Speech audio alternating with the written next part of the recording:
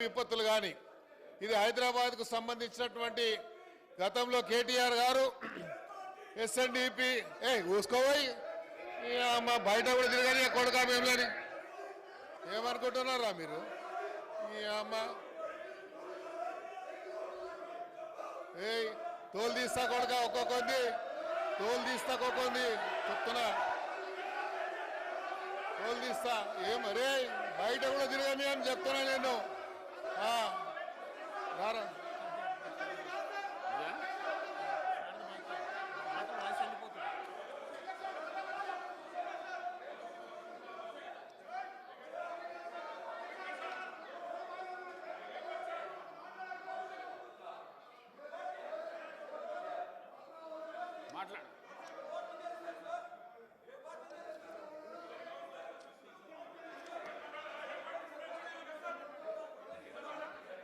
అధ్యక్ష